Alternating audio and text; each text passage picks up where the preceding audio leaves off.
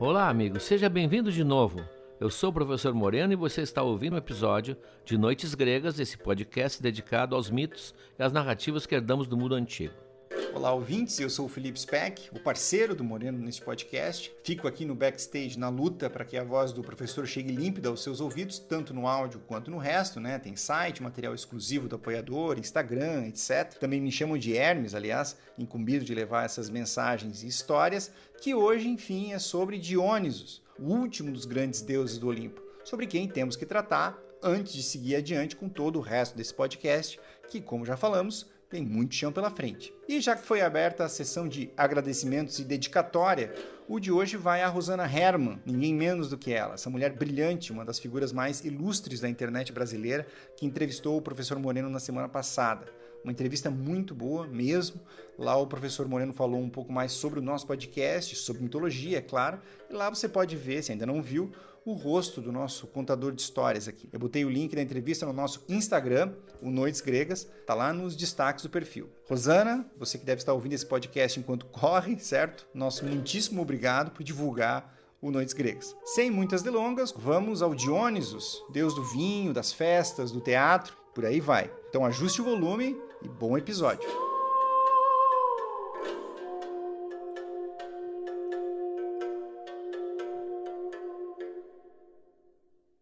Bom, vamos falar hoje do último deus que subiu ao panteão grego, o último deus que entrou para a seleção do Olimpo, Diónisos, ou se quiserem, Dionísio, ou se quiserem, Dioniso.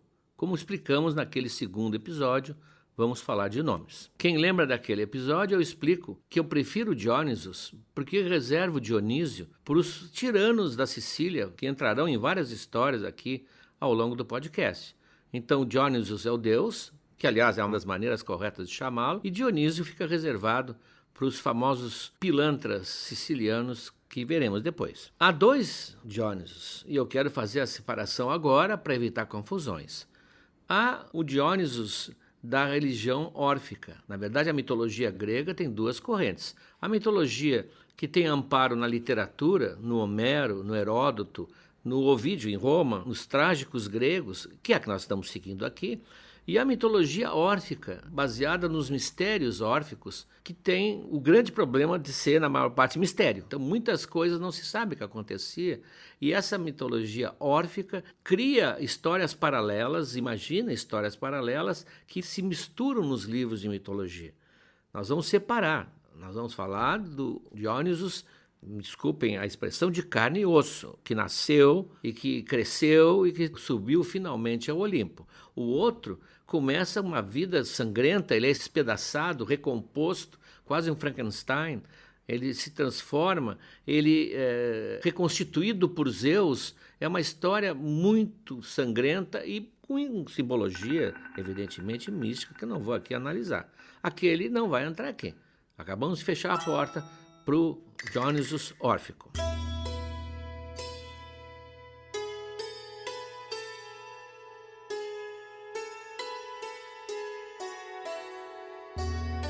O nosso Diónisos nasceu. E como a maioria dos casos da mitologia grega, ainda bem, o seu nascimento é explicado. Nós não temos, como nós já vimos, deuses incriados que vieram do infinito. Eles nascem, muitas vezes conhecemos até o parto, como conhecemos o parto do Apolo, da Artemis, da Atena, da cabeça do Zeus. Portanto, o Diónisos tem registro, tem passagem no hospital. Mas é um nascimento fora do comum. Zeus, com aquele seu olhar cúpido, lúbrico, com que ele olha as jovens aqui embaixo na terra, isola, seleciona ou se encanta com a princesa Semele. A princesa Semele é filha de Cadmo, o rei de Tebas, o que fundou Tebas, portanto a ação passa muito próxima a Tebas, e de Harmonia, que nós já vimos, a filha de Afrodite e Ares. Ora, isso cria um interessante problema. Zeus é o bisavô de Semele, porque Zeus é o pai de Afrodite, Harmonia é a filha de Afrodite e Semele é a filha de Harmonia. Isso não atrapalha Zeus, ele não pensou nisso, não levou em consideração. Até ele é casado com uma irmã. É um problema que sempre esteve presente. Se os deuses têm a idade imutável, nada impede que eles vão encontrar na sua frente, no futuro, descendentes de quinta, quarta geração, pode ser até um tataraneto. Não vamos levar isso em consideração. Então Zeus se encanta com Semele e a seduz e a vê regularmente, até que Hera, sempre vigilante, descobre, como diria Machado de Assis, a comborça. Descobre e resolve pôr em prática um plano sutil, como só Hera sabe fazer, sutil e malévolo. Ela aparece para Semele na forma de uma antiga e velha ama que criou Semele, na qual Semele confia muito. Semele está encantada com o relacionamento dela, porque Zeus se apresentou, o Zeus disse quem ele era. Isso aparece muito na mitologia. Apolo, quando tenta conquistar a Dáfne, diz que eu sou Deus, olha bem quem eu sou. O Dionysus, da história de hoje, quando vai se aproximar de Ariadne, com quem ele vai casar, ele diz, não, tu estava apaixonada por Teseu, que era um homem, agora tens um Deus. Então, é uma coisa muito humana do Deus grego, mostrar suas qualidades. Então, Zeus tinha se apresentado para Semele e ela está fascinada com a ideia de que tem um namorado que é Zeus. E a velha Hera, a velhinha, pergunta, quem é esse homem que sai e volta de vez em quando? E a Semele, toda entusiasmada, ele é Zeus em pessoa, ama. E a Hera começa com seu veneno. Olha, minha filha, essa história é muito velha. Todo homem pensa que é um deus, e se não pensa, diz. Parêntese aqui necessário. Fique bem claro que estamos falando do homem do passado, de milênios, de uma era muito antiga. Nossas ouvintes, principalmente as nossas ouvintes, poderão testemunhar que o homem moderno está curado dessa falta de modéstia. Isso foi naquela época. Então, todo homem pensa que é um deus e se não pensa, diz. Parece até que a nossa velhinha conheceria o Tinder, né? Mas com isso a confiança de Semele começa a ficar abalada, porque ela confia na ama. E ela hesita, né? E diz, mas é Zeus mesmo? Ele está falando a verdade. Mas Hera é impiedosa. Sei. Ele vem vestido a caráter e aí ela despeja sobre a pobre Semele todo um dicionário. Ele vem com seu carro de ouro flamejante, com sua armadura de ouro resplandecente, empunhando seus raios fulminantes, com aquele brilho cegante do Senhor do Olimpo? Não, então não é ele. Aos poucos ela vai minando, né, a confiança da pobrezinha, mas jovem, e desanimada, então ela pergunta, o que eu faço? Ela diz para Semele, pede uma prova real, pede uma prova da identidade dele. Antes de deitar com ele, conselho, amiga, pede que ele prometa que vai atender a um pedido teu e que jure pelo rio Styx. Eu já falei isso outras vezes, o juramento pelo rio Styx era o único juramento que os deuses faziam a sério. Romper esse juramento expulsaria praticamente, eles dizem, por um grande ano, que não é o ano normal, esse deus das festas do Olimpo, dos banquetes do Olimpo, do convívio do Olimpo. Então, era um juramento solene. Pede que ele jure pelo rio Styx, que é um juramento que nenhum deus, nem mesmo Zeus, claro, se for ele, diz ela, poderia romper. Alguém duvida que mesmo Zeus sabe, com toda a sabedoria dele, ia cair nessa? Ele caiu. Eu não vou dizer que caiu como um patinho, isso não combina com a figura de Zeus, mas vamos usar uma ave que mais próxima a ele, caiu como um cisninho. Caiu. O importante é que caiu. Para levar Semele para a cama, ele prometeu alegremente que ia cumprir o que ela quisesse. E ela, então, triunfante, exigiu que ele, na próxima vez, comparecesse todo montado, aí como dizem, todo paramentado de Deus Supremo.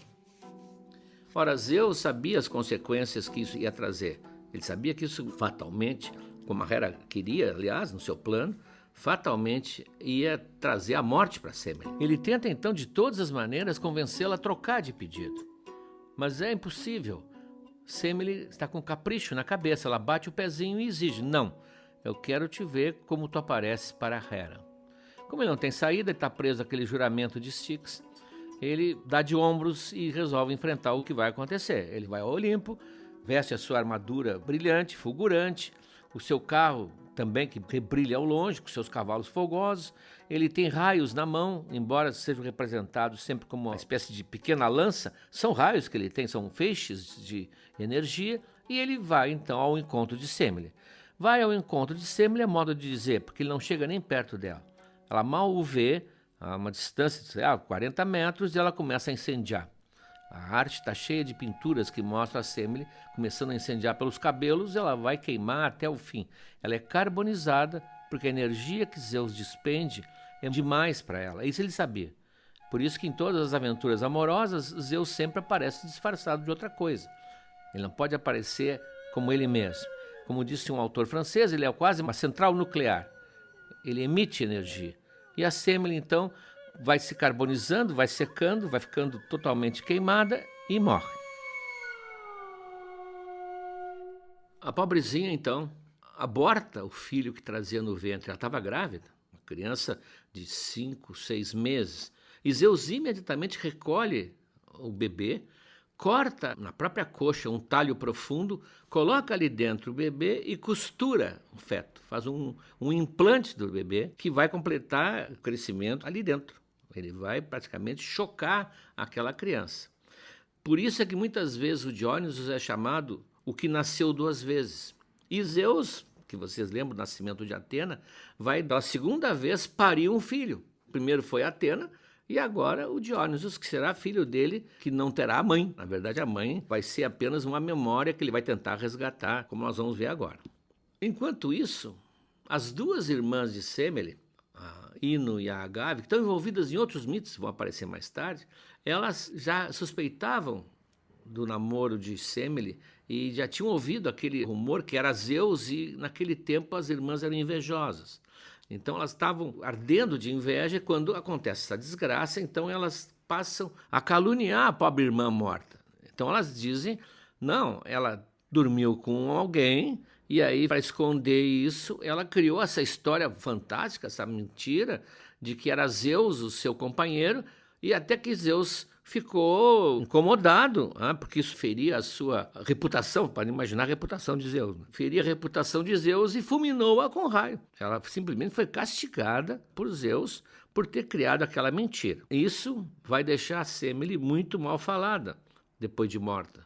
A sua memória fica manchada com essa reputação duvidosa, tanto que Diónisos depois, quando ele sobe ao Olimpo, ele vai tratar de limpar essa versão da sua mãe, mostrando que realmente era Zeus o seu companheiro.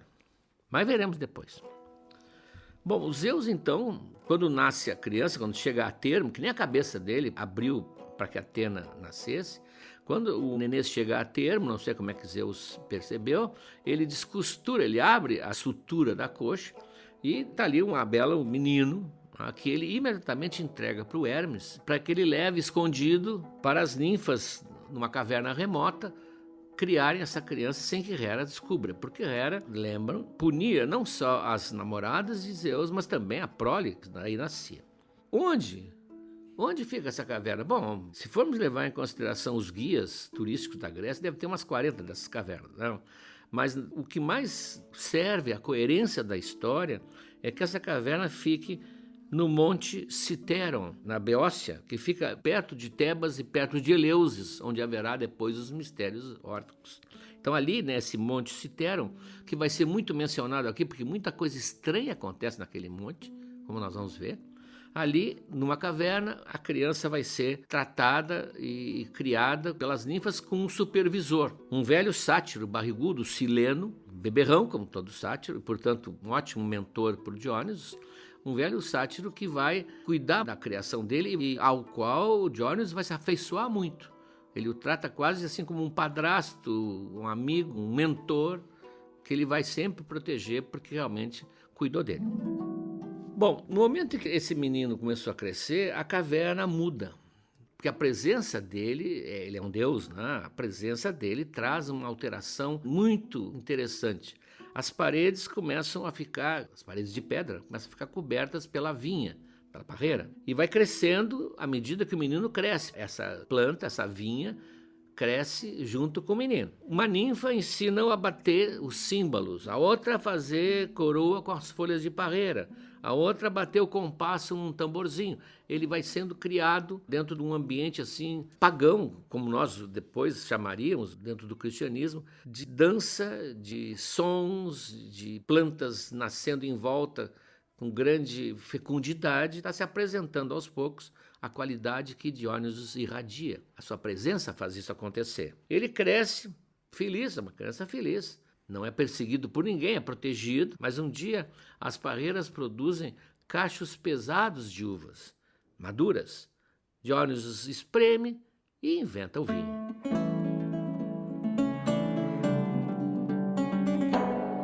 Ele é o inventor do vinho, por isso o povo grego tem uma grande gratidão a ele. Ele deu o vinho, Atena deu o azeite de oliva e Aristeu, que é um outro personagem, deu o mel, a tríade da alimentação sagrada dos gregos. O azeite, o vinho e o mel. Encantado, ele ficou encantado com a descoberta dele. Assim como lembro, como Hermes fica encantado quando inventa a lira, o menino fica encantado e vai mostrar para as amigas ninfas e para quem ele pudesse para compartilhar. E todos ficam maravilhados, porque agora surgiu uma dádiva divina, que alivia o sofrimento, que tira um pouco a dor da existência. Eles vivem agora enfeitados com folhas de parreira, tocando tamborins, os sátiros estavam em volta, porque obedece ao Sileno, dançando e cantando na montanha, quase um ensaio de uma escola de samba. Eles vivem com música em volta. As ninfas dançam, ele toca o pandeirinho, e por onde ele anda se percebe uma espécie de aceleração da natureza. Os animais copulam freneticamente, as plantas crescem, germinam, as flores desabrocham. É a vida, essa vida que Diógenes representa, que ao mesmo tempo é benéfica e vai ser assustadora. O vinho, recebido como dádiva, passa por um mito que mostra que a imaginação grega resolveu fazer uma espécie de alerta. O vinho é bom, o vinho é esse bálsamo para a alma, mas na história de Diónisos vem o episódio, que é repetido por todos os mitólogos, o episódio em que ele entrega o vinho ao homem. Ele vai ser uma espécie de deus itinerante, ele tem que fazer uma campanha, é quase uma campanha política. O Diónisos tem que passar por várias regiões da Grécia tentando impor-se como um novo deus. Ele não é um deus do Olimpo, ele não está no Olimpo ainda. O Olimpo talvez nem saiba que ele existe. Então ele tem que fazer uma espécie assim de périplo, de peregrinação, mostrando, se apresentando e agora mostrando o vinho, que ele trouxe o grande presente para a humanidade.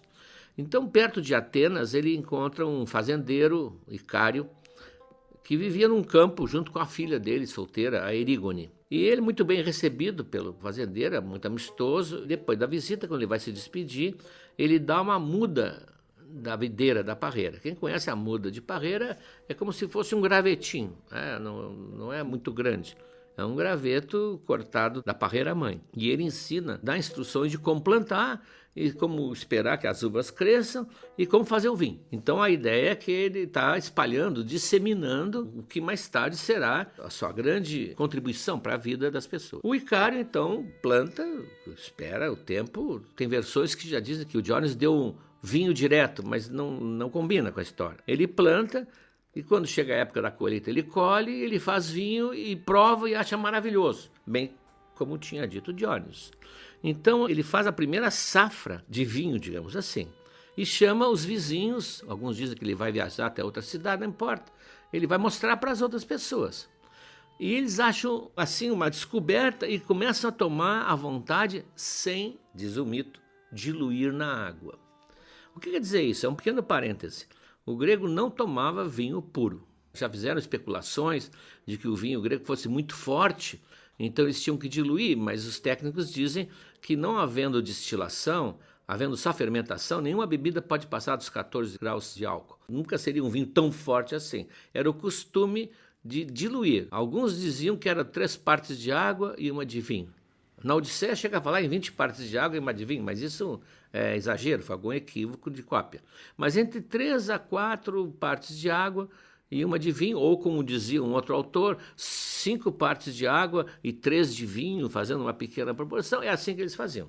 Havia uma mistura, qualquer jantar, qualquer banquete, alguém misturava isso naquela terrina grande chamada de cratera, que depois virou a cratera do vulcão, e as pessoas iam ali e serviam-se com a sua xícara, seu copo, com a sua taça. Isso é muito importante, eles não tomavam vinho puro. Eles achavam até que vinho puro matava, Tem um rei que se suicida tomando vinho puro. Isso até é muito importante frisar, porque no episódio de Ulisses, quando nós vamos ver, quando ele embebeda o Ciclope, ele dá para o Ciclope vinho puro. Então o Ciclope tem que tombar mesmo bêbado, porque ele recebe o vinho sem essa diluição. Então esses primeiros que provaram a bebida não tinham essa noção. Notem como o mito introduz uma ideia de moderação. O mito é sempre educativo. E eles ficam surpresos com os efeitos. Começaram a ficar felizes, confusos, ficaram tontos, que não sabem por quê. A visão também fica perturbada, a língua começa a enrolar, mas por outro lado também ficam eufóricos. Então estão nessa confusão de sentimentos que eles nunca tinham tido. Alguns caem no chão, alguns caem vomitando, normal.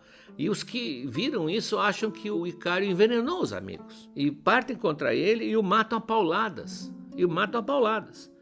Matam a paulada e jogam o seu corpo numa vala na sombra de um pinheiro. Depois eles vão ficando meio culpados, vai passando a bebedeira. Exatamente como acontece na vida real. O mito é uma espécie assim de cuidado. O pior é que ele tinha ido levar esse vinho acompanhado da cadelinha da família, Mayra.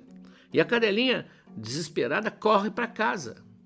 E lá a Erígone já acha estranho a cadelinha, voltou aflita e tenta puxá-la pelo manto, e ela vai com ela, e quando chega lá, vê o pai atirado com a cabeça despedaçada numa vala, e ela então desesperada, porque agora ela é uma mulher, uma menina sozinha, sem pai, na cultura grega, ela se enforca, e a cadelinha vai morrer pouco depois de fome, ali ficando do lado da sua dona. Bom, aqui é uma história, típica história que não entraria naquele site do Does the Dog Die?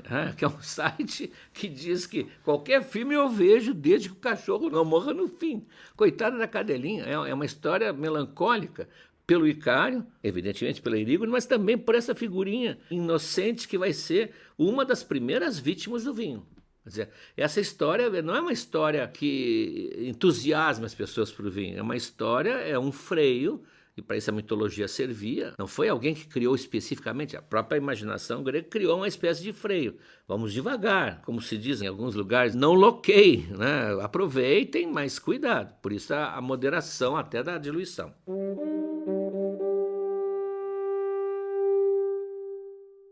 Um mito muito famoso do Diónisos, na sua juventude ainda, quando ele não era ainda totalmente um candidato ao Olimpo, é o seu encontro com os piratas do Tirreno.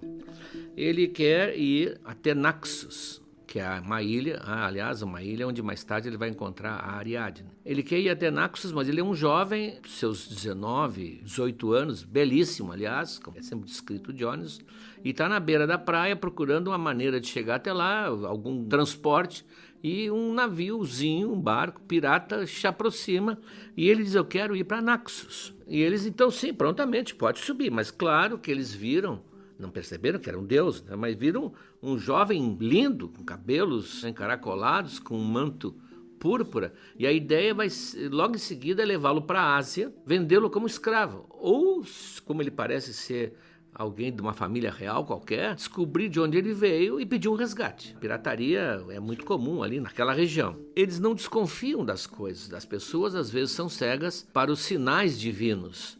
Eles tentam amarrá-lo, amarram as mãos e põem grilhões e as cordas escorregam e caem no tombadilho.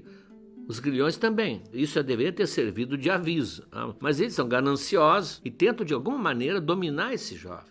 Só o timoneiro, talvez o único que tinha o olhar mais agudo, disse: não é um homem, isso é um deus, eu não sei qual é, mas tem um deus aí.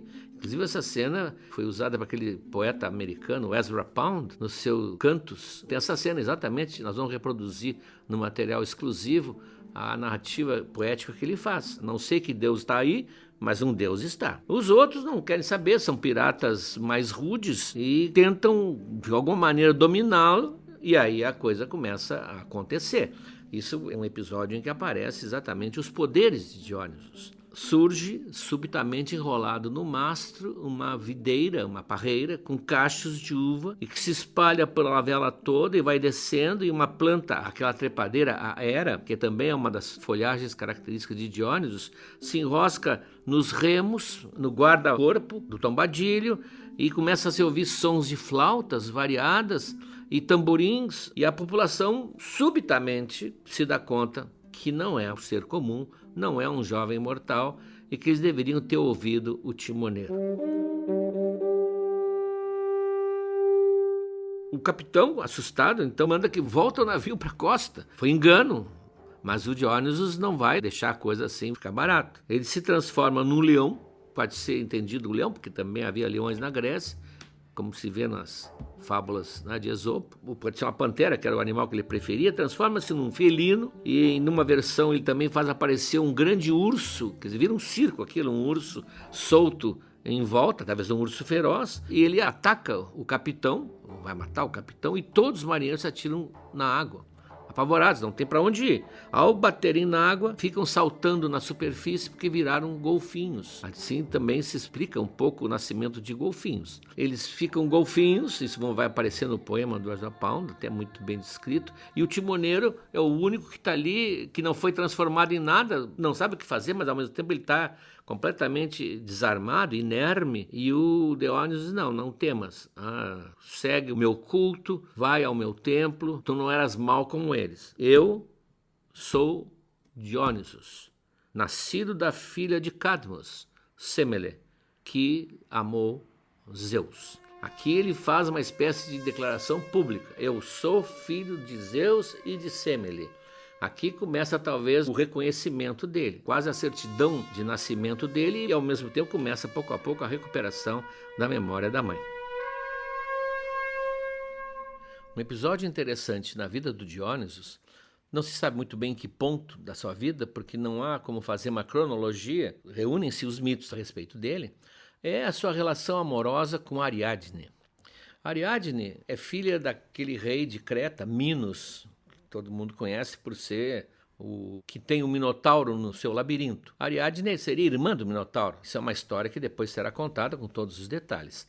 E quando Teseu, que é um herói grego por excelência, é quase um segundo Hércules, vai a Creta e mata o Minotauro, ele é ajudado exatamente por Ariadne, porque ela, ao ver ele descer do navio, junto com os jovens que choravam porque iam ser trancados no labirinto, ao ver aquele jovem altaneiro, valente, corajoso, com um olhar brilhante, porque ele estava lá decidido que ele ia liquidar com aquele monstro, ela se apaixona por ele na mesma hora. E ela o procura à noite e diz, olha, eu sei como chegar ao coração do labirinto, sei como chegar onde tu queres chegar no Minotauro. Eu te ajudo. Com uma condição, tu me levas daqui, que eu não quero mais ficar aqui em Creta. Creta é uma ilha, né? Tu me levas daqui e casa comigo. E o Teseu concorda, até hoje discute-se o caráter de Teseu, se ele estava falando sério, não estava. Isso é uma coisa que cada época tem um julgamento a respeito.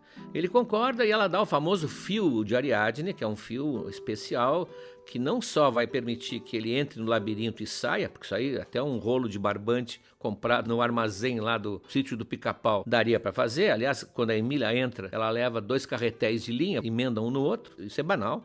Mas não só o fio permite entrar e sair, como o fio, o novelo, procura o Minotauro. É quase que um novelo teleguiado que Dédalo deu para a Ariadne. Todos esses nomes você vai ver quando examinarmos a história fantástica, né, do Minotauro. Com isso, Teseu entra no labirinto, todo mundo sabe, mata o Minotauro e sai vitorioso com a espada ensanguentada, e ele e os seus amigos de Atenas, mais Ariadne, fogem à noite com seu navio, furam o casco dos navios cretenses para não persegui-los e conseguem escapar na escuridão. O primeiro ponto em que eles aportam é a ilha de Naxos, que já foi mencionada em relação a Dionysus. Vai ser um dos centros dos seus santuários. E ali, Teseu e Ariadne têm a primeira noite de amor. De manhã, quando Ariadne, ainda embalada pelo prazer daquela noite, acorda, abre os olhos, ela não vê mais Teseu ao seu lado e olha no horizonte, o navio de Teseu se afasta celeremente. Ela foi abandonada. Tem até uma ópera com esse nome, a Ariadne Abandonada. Ela foi abandonada, foi traída, vilmente enganada, e ela então, com os olhos cheios de lágrimas, num lugar que ela não conhece, absolutamente sozinha, ela procura alguma forma de se matar. Algum lugar alto onde ela possa se atirar, ou uma árvore, mas ela não tem uma corda para se enforcar, e ela chora, até que ela, exausta, adormece de novo. ela acorda com sons de símbolos, de pandeiros, de flautas, e vozes e cânticos. Ela não sabe muito bem o que está acontecendo e vê chegar uma procissão.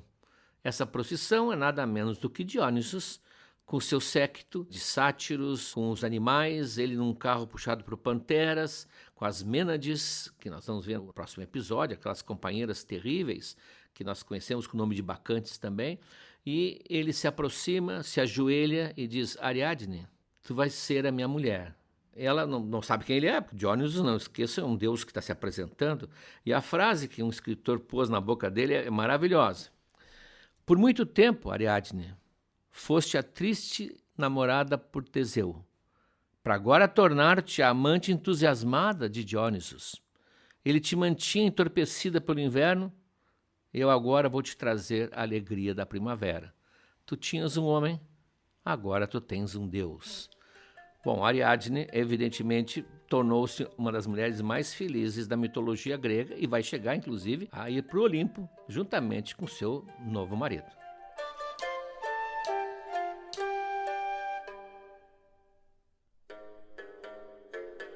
Bom, a gente precisa fazer uma pausa aqui, porque esse Deus merece 2 episódios, e eu sei, pois é, dá uma vontade de continuar ouvindo, mas daqui a pouco o Moreno volta para nos dizer o que teremos na segunda parte.